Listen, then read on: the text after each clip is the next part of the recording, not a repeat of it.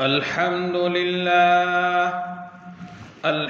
لله نحمده ونستعينه ونستغفره ونؤمن به ونتوكل عليه ونعوذ بالله من شرور أنفسنا ومن سيئات أعمالنا من يهده الله فلا مضل له ومن يضلل فلا هادي له ونشهد أن لا إله إلا الله وحده لا شريك له ونشهد أن سيدنا ومولانا محمدا عبده ورسوله صلى الله تعالى على خير خلقه محمد وعلى آله وأصحابه وأزواجه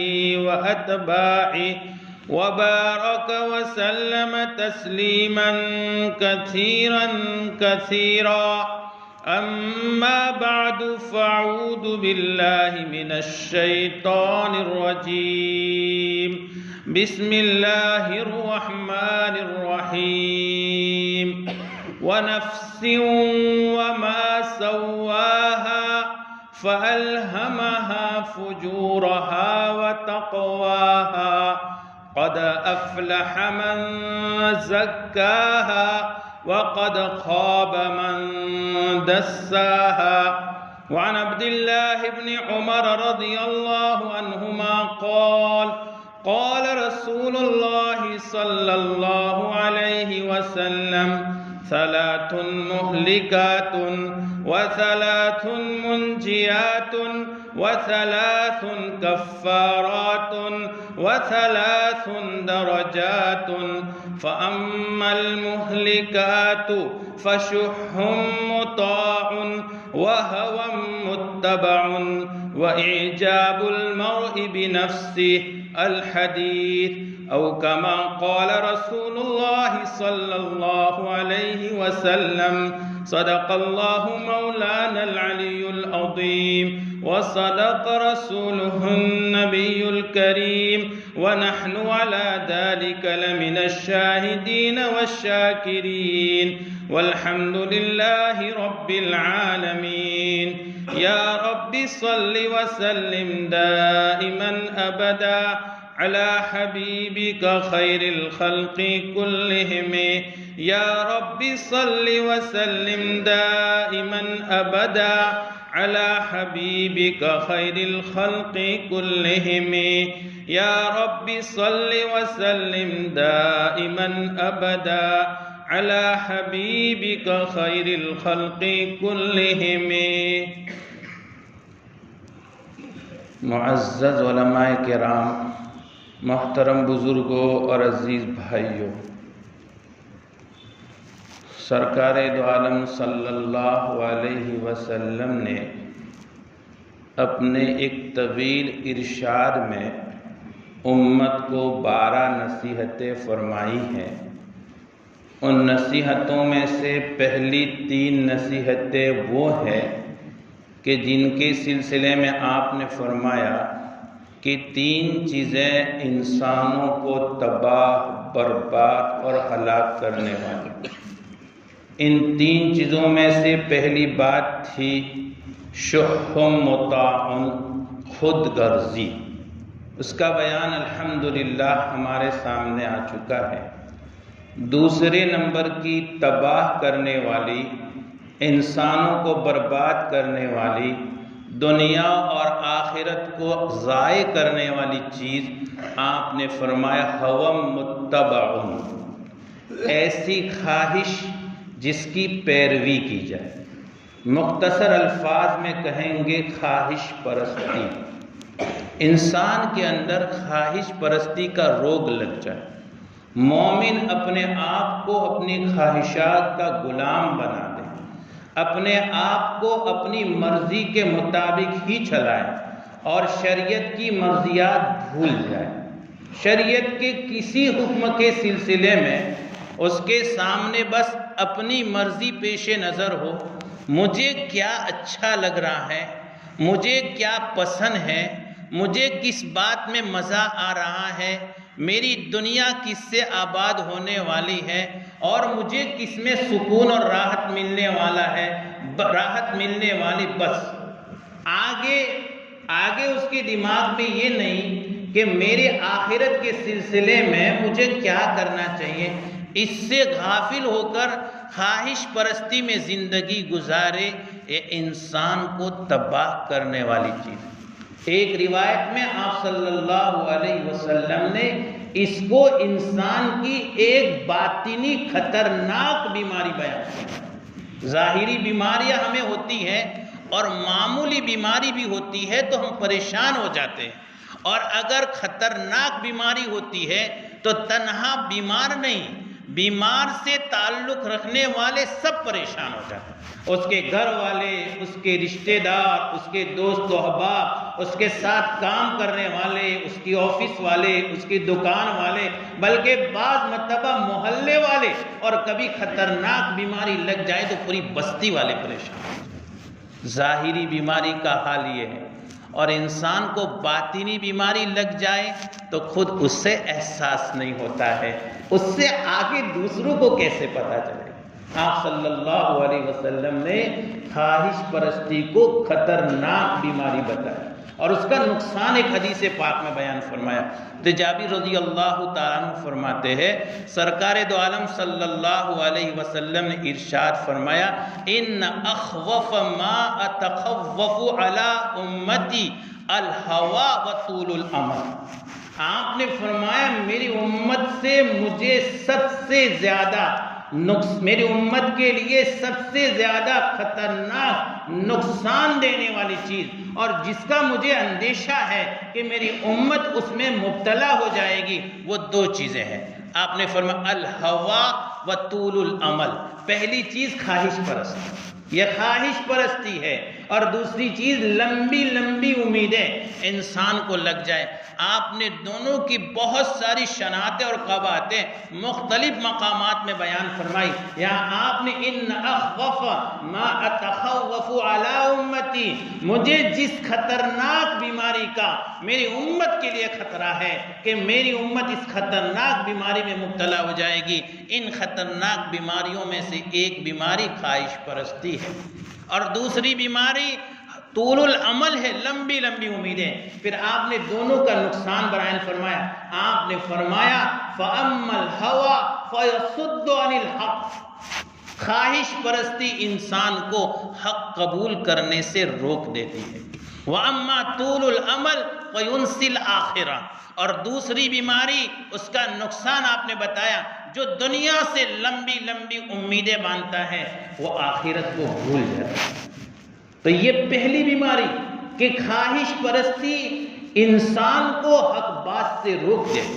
خواہش پرستی کے نتیجے میں انسان کو پھر کوئی اچھی نصیحت کرے اچھی نہیں لگتی، انسان کو نمازوں کی ترغیب دی جائے، انسان نمازوں میں نہیں آتا، دل نہیں لگتا، انسان کو روزوں کی فضیلتیں بیان کی جائے، انسان روزوں کی فضیلت سے پھر جو ہے مائل نہیں ہوتا، انسان کو حرام مال کی نحوست بتائی جائے، حرام مال میں اتنی نحوستیں ہیں، انسان تعویل کرتا ہے۔ آپ اس کو شریعت کا کوئی حکم بیان کرے فَيَصُدُّ عَنِ الْحَقِّ، سرکار دو عالم صلی اللہ علیہ وسلم کا یہ ارشاد آپ معاشرے میں تجربہ کر کے دیکھ لیں، جن کے دلوں میں خواہش پرستی گھس جاتی ہے، جن کے دلوں میں خواہش پرستی گھر کر جاتی ہے، پھر آپ انہیں سمجھائیں، ہر بات پر وہ کہیں گے ہم مانتے ہیں لیکن باقی ہم عمل نہیں کر سکتے، کیوں؟ اس لیے کہ ہماری خواہش پرستی کی یہ عادت ہے۔ فضیلتیں بیان کریں، عمدہ لباس پہننے کی فضیلت بیان کریں،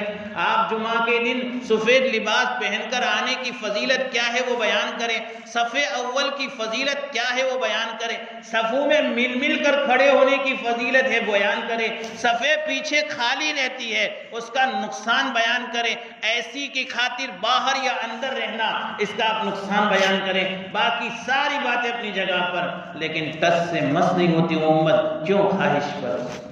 ایک خواہش پرستی ہے جو انسان کو حق بات قبول کرنے سے روک دیتی ہے۔ قرآن کریم میں اس کو بھی مثال سے سمجھا، وَلَقَدْ ذَرَأْنَا لجهنم كثيرا من الجن والإنس لهم قلوب لا يفقهون بها ولهم أعين لا يبصرون بها ولهم آذان لا يسمعون بها أولئك كالأنعام بل هم أضل أولئك هم الغافلون. قرآن کہتا ہے ہم نے بہت سارے انسانوں اور جناتوں کے لیے جہنم کو تیار کر رکھا ہے، جہنم کو پیدا کیا ہے ایسے بہت سارے انسانوں اور جنات کے لیے. لہم قلوب لا یفقہون بہا، دل ہے لیکن سمجھنے کے لیے تیار نہیں ہے. وعین لا یبصرون بہا، اور ان کے پاس آنکھیں ہیں لیکن دیکھنے کے لیے تیار نہیں. وَلَهُمْ آذَانٌ لَا يَسْمَعُونَ بِهَا، کان ہے لیکن سنتے نہیں، سنتے ہیں لیکن سنی انسنی کر دیتے ہیں. اس کان سے سنا، اس کان سے نہیں. آپ نے اللہ تعالیٰ فرماتے ہیں اولئک کالانعام، وہ جانور ہے جانور. بل ہم اضل، اس سے زیادہ گمراہ. جانور تو کبھی ایسا ہوتا ہے جو اپنے مالک کے پیچھے پیچھے چلتا ہے، مالک اس کو بٹھائے تو بیٹھ جاتا ہے، مالک اس کو کھڑا کرے تو کھڑا ہو جاتا ہے، مالک اس کو کھلاتا ہے اور پلاتا ہے تو مالک کا احسان مانتا ہے. لیکن یہ انسان بل ہم اضل، اس سے زیادہ گمراہ ہے. اولئک هم الغافلون، یہ غفلت میں پڑے ہوئے، یہ غفلت میں پڑے ہوئے. کیوں؟ خواہش نفسانی کا شکار ہو گئے تھے. اور یہ انسان کا جو دل ہے نا، قرآن کریم میں اس دل کی 3 کیفیتیں بیان کی ہے. ایک جگہ اس دل کو قرآن نے امارہ بالسوء کہا ہے، وما ابرئ نفسی ان النفس لامارۃ بالسوء الا ما رحم ربی ان ربی غفور الرحیم.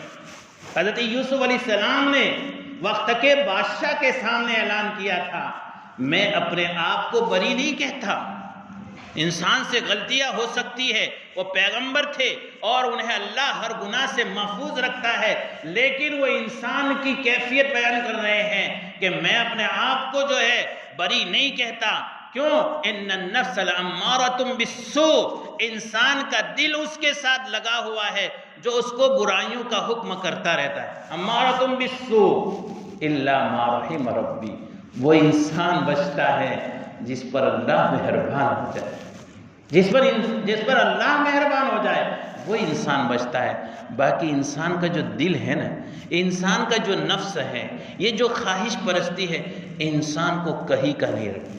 اور ہمارے دلوں کی خواہشیں، یہ ہمارا دل خواہشات کا کھوگر ہے، کھوگر جو ہمارا کہاں جو برائیوں کا حکم دیتا رہتا ہے. اور ایسا نہیں کہ کسی حد پر جا کر کے انسان اپنے آپ کو روک لے کہ بس میری یہ خواہش پوری ہو گئی اب میں اس سے آگے نہیں بڑھوں. نہیں، انسان کی فطرت میں ہے اس کی ایک خواہش پوری ہو جائے وہ آگے بڑھتا ہے. یہ بھی میری خواہش پوری ہو جائے یہ آگے بڑھتا ہے. آپ دنیا میں مشاہدہ کر لیجئے، کسی کے پاس سائیکل میسر نہیں ہے، اس کی خواہش ہوتی سائیکل مل جائے. سائیکل مل گئی، اب اس کی خواہش ہوتی ہے کہ بائک مل جائے. بائک مل گئی، اب اس کی خواہش ہوتی ہے کہ معمولی سی گاڑی مل جائے. معمولی سی گاڑی ملتی ہے، اب اس کی خواہش ہوتی ہے ایک اچھی گاڑی مل جائے. اور اگر اس کی یہ خواہش بھی پوری ہو گئی تو اب چاہتا ہے شاندار گاڑی مل جائے. اور کہاں سے کہاں پہنچتا ہے. اور اس خواہش کو پورا کرنے کے لیے اسے ذرہ برابر احساس نہیں کہ یہ سائیکل ملی تو حلال طریقے سے ملی کہ حرام طریقے سے، میرے رب نے خوش ہو کر مجھے دی ہے یا میرے رب نے مجھے ناراض کر دی ہے. کہ دنیا کے پیچھے بھاگنا چاہتا ہے نا، ملو اس کو سائیکل مل جائے. آگے بڑھتا ہے، بس چلتا رہتا ہے. نفس امارہ ہے جو انسان کو آگے لے جاتا ہے، وہ کہیں جا کر کے انسان کو روکتا نہیں. اب تیری خواہش پوری ہو گئی. آدمی کو اگر معمولی سا مکان ملے کرائے کا، اب چاہے گا میرا اچھا مکان ملکیت کا ہو جائے. اگر ملے 2-4 روم کا، اب کہے گا بڑا بنگلہ. بس چلتا. یہ تو میں مثالیں کہاں تک سمجھاؤں. ہمارا دماغ جانتا ہے، معاشرے میں ہماری نظر ہے، ہم میں سے ہر ایک اپنے بارے میں جانتا ہے کہ میرے نفس نے مجھ سے جو خواہش کی. ایک موقع بھی ایسا کوئی بتا سکتا ہے جہاں پر جا کر اس کے نفس نے اس کو روک لگا دی ہو، میری یہ خواہش پوری ہو گئی اب مجھے آگے نہیں جانا ہے. نہیں، یہ انسان کی فطرت، یہ انسان کی فطرت ہے. انسان خواہشات کا کھوگر ہوتا ہے. اور اس فطرت کا نقصان کیا ہے؟ اس فطرت کا نقصان یہ ہے کہ انسان کبھی پرسکون زندگی نہیں گزار سکتا۔ کیوں؟ یہ خواہش پوری ہو گئی، اب دوسری خواہش کی تمنا ہے، جب تک وہ خواہش پوری نہیں ہوگی وہ سکون سے نہیں بیٹھے گا۔ اب دوسری خواہش پوری ہو گئی، اب جو ہے اس کو جو ہے سکون نہیں آیا، کیوں؟ تیسری خواہش کے چکر۔ اس لیے انسان کو کبھی سکون میسر نہیں ہو سکتا، جو خواہشات کا غلام رہتا ہے۔ کب سکون میسر ہوگا؟ جب قبر میں چلا جائے گا۔ اسی لیے اللہ کے نبی صلی اللہ علیہ وسلم نے بہت واضح بات ارشاد فرمائی کہ اگر آدمی کو مال کی 2 وادیاں مل جائے تو بھی وہ تیسری کی تمنا کرتا ہے۔ سونے کی وادی مل جائے 2 یا 1 مل جائے تو دوسرے کی ایک روایت میں، اور ایک روایت میں 2 مل جائے تو تیسرے کی تمنا۔ وَلَا يَمْلَأُ فَاهُ إِلَّا التُّرَابُ، اور اس کے منہ کو نہیں بھر سکتی مگر مٹی۔ قبر میں چلا جائے گا، خواہشات ختم ہو جائے گی۔ اور جو بندہ خواہشات کے پیچھے اپنے آپ کو بھگائے، ہمارے آقا صلی اللہ علیہ وسلم نے اسے کمزور اور نادان بناتا ہے۔ کیسا؟ کمزور۔ ہم سمجھیں بڑے طاقتور ہے، اپنی خواہشات کے پیچھے بھاگنے والا بندہ کمزور ہوتا ہے، طاقتور نہیں ہوتا، اور اپنی خواہشات کے پیچھے بھاگنے والا بندہ نادان ہوتا ہے، سمجھدار نہیں ہوتا۔ میں اور کوئی اور کہے تو ہمارے گلے سے یہ بات نیچے نہ اترے، لیکن ہمارے اور آپ کے آقا صلی اللہ علیہ وسلم نے ارشاد فرمایا، آپ نے فرمایا وَالْعَاجِزُ مَنْ أَتْبَعَ نَفْسَهُ هَوَاهَا وَتَمَنَّى عَلَى اللَّهِ۔ پہلا ٹکڑا تو یہ ہے، حضرت شداد ابن عوف رضی اللہ تعالیٰ عنہ فرماتے ہیں، سرکار دو عالم صلی اللہ علیہ وسلم نے ارشاد فرمایا الکیس من دان نفسہ، الکیس من دان نفسہ، عقل مند وہ ہے جو اپنے آپ کو اپنے جو ہے دل پر، اپنے نفس پر کنٹرول کروا دے، اپنے نفس کو اپنا تابع بنا دے، نفس کا وہ غلام نہ بنے، اپنے نفس کو اپنا تابع بنا دے۔ الکیس من دان نفس، اور کیسے پتا چلے گا کہ میں نے اپنے نفس کو تابع؟ وَعَمِلَ لِمَا بَعْدَ الْمَوْتِ، اس شخص کا دل اس کے کنٹرول میں ہے جو دنیا کی زندگی سے زیادہ آخرت کی زندگی کے لیے عمل کرتا ہے۔ یہ آپ نے فرمایا الکیس من دان نفس، عقل مند وہ ہے جو اپنے آپ کو، اپنے نفس کو اپنا تابع بنا دے، اپنے نفس پر اس کا کنٹرول ہو۔ کیسے پتا چلے گا؟ وَعَمِلَ لِمَا بَعْدَ الْمَوْتِ، اور موت کے بعد آخرت کے لیے تیاری کرتا ہے۔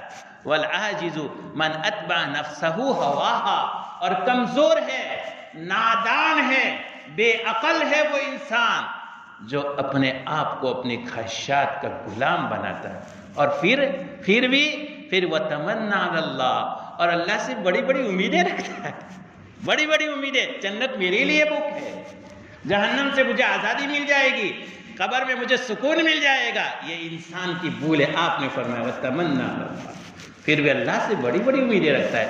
اپنے آپ کو اگر واقعتاً قبر کی زندگی میں اور آخرت کی زندگی میں آرام سے رکھنا ہے تو اپنے آپ کو، اپنی نفسانی خواہشات کو اللہ کی مرضی کے تابع بنانا پڑے گا۔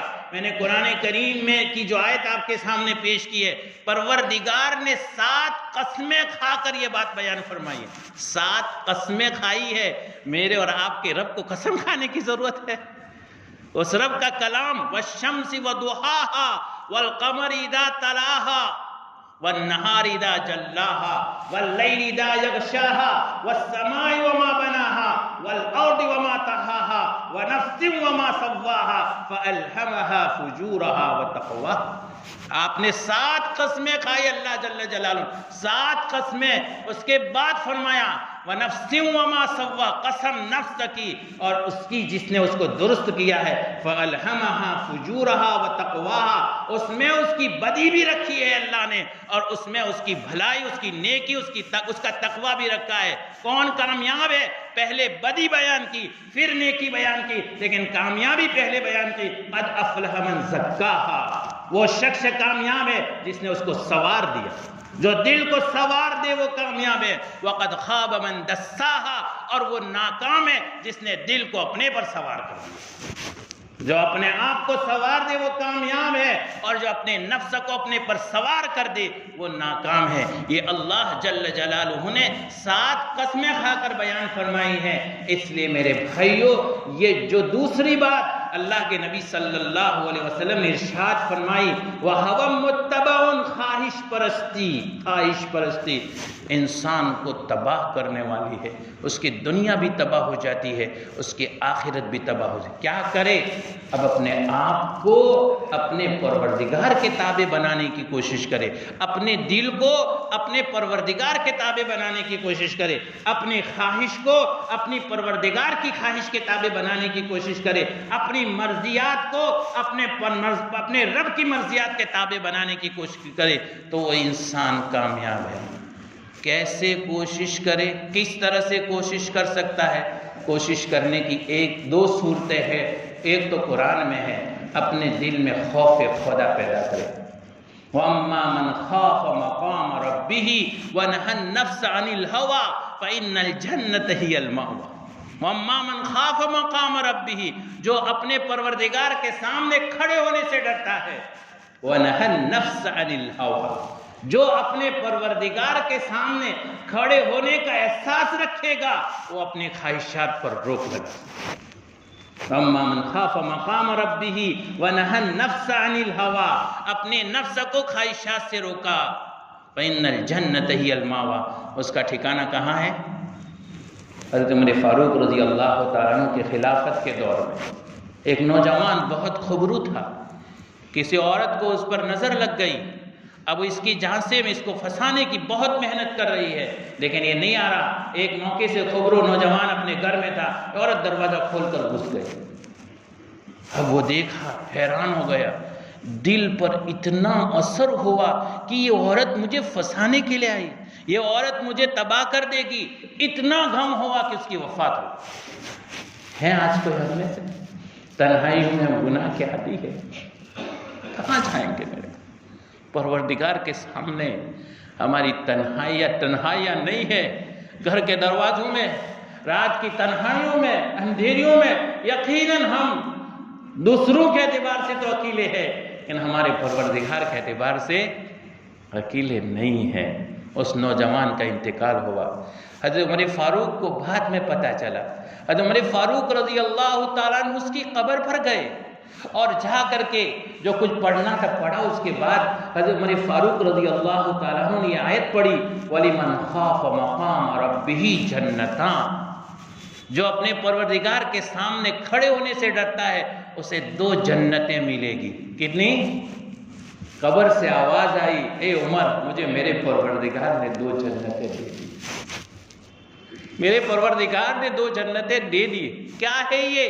خوف خدا۔ بہت بڑے جلیل القدر تابعی ہے حضرت سلیمان ابن یسار، ان کے بھائی ہے حضرت عطاء ابن یسار رضی اللہ عنہ، بڑے بڑے اللہ والے، دونوں سفر کر رہے تھے۔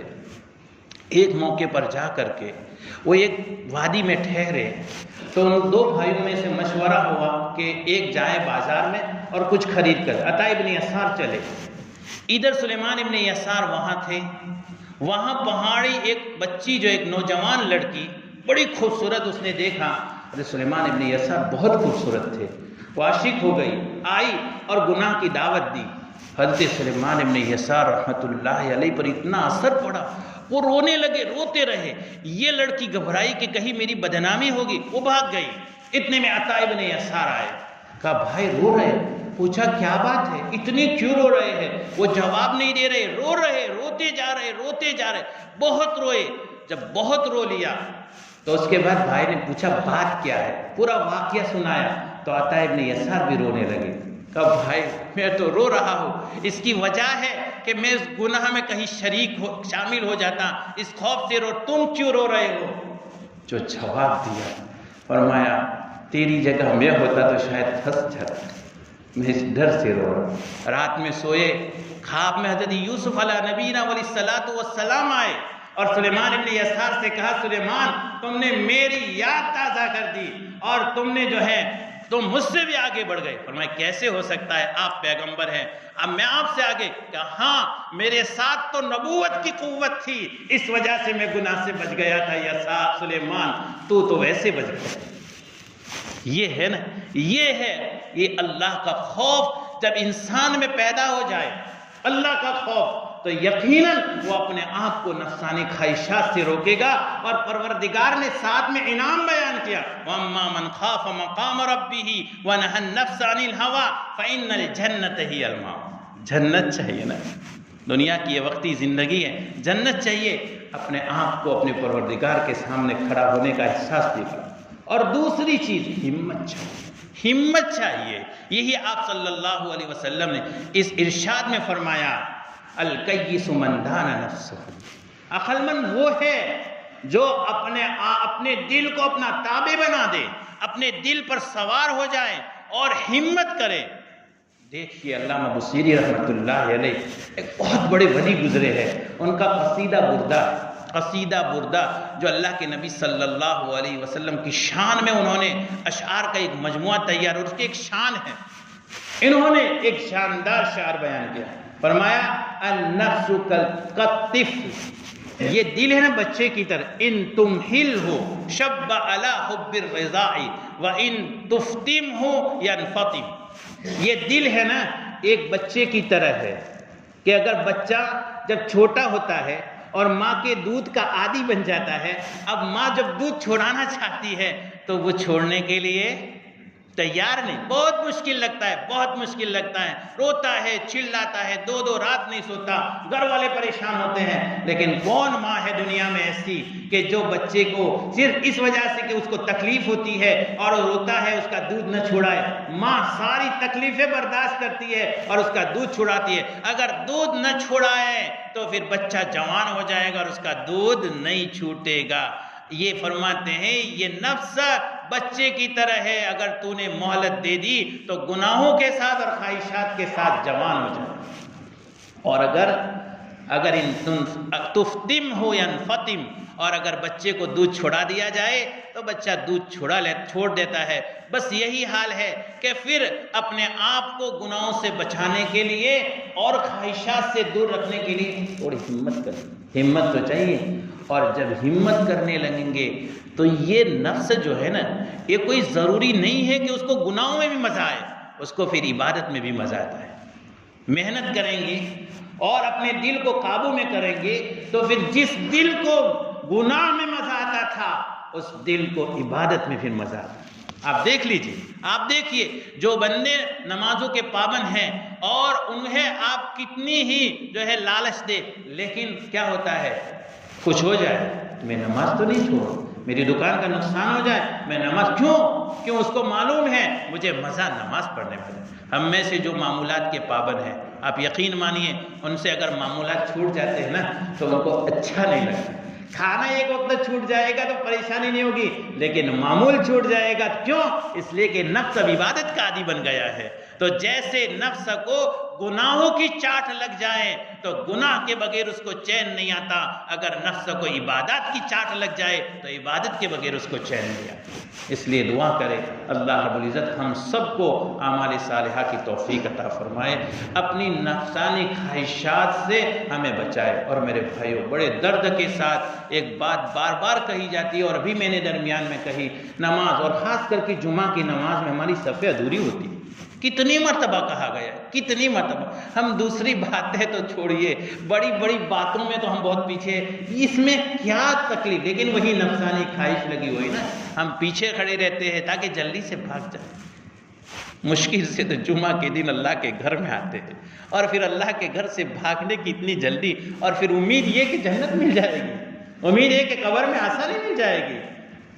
یہ صرف اور صرف جو ہے جنون ہے, جنون, یہ پاگل پن ہے کہ ہم اپنے آپ کو پروردگار کے احکام سے تو دور رکھیں اور اپنے آپ کو جنت کا مستحق سمجھیں. بڑے ادب سے آپ سے کہا جا رہا ہے, بار بار کہا جا رہا ہے, ہر مرتبہ ہمارے امام صاحب اعلان کرتے ہیں صفیں مکمل نہیں ہوتی, صفیں ادھوری رہتی ہے, نماز درست نہیں ہوتی. اور نماز درست ہونے کی بات اپنی جگہ پر, سرکار دو عالم صلی اللہ علیہ وسلم فرمائے صفیں ٹیڑھی ہوتی ہے تو دل ٹیڑھے ہوتے ہیں. اور مسلمانوں میں اور آپس میں مسلمان بھائیوں میں اختلاف ہو جاتا ہے صفیں ٹیڑھی رہنے کی وجہ سے، اس کا اثر ہمارے باطن پر پڑتا ہے، ہماری نمازیں درست نہ ہو، ہمارے باطن خراب ہو جائے، اور ہمیں اس کی بھی کرنے بار بار توجہ دلائی جاتی ہے۔ اللہ رب العزت ہم سب کو اس پر پورا عمل کرنے کی توفیق عطا فرمائے، آمین یا رب العالمین، وآخر دعوانا الحمدللہ رب العالمین۔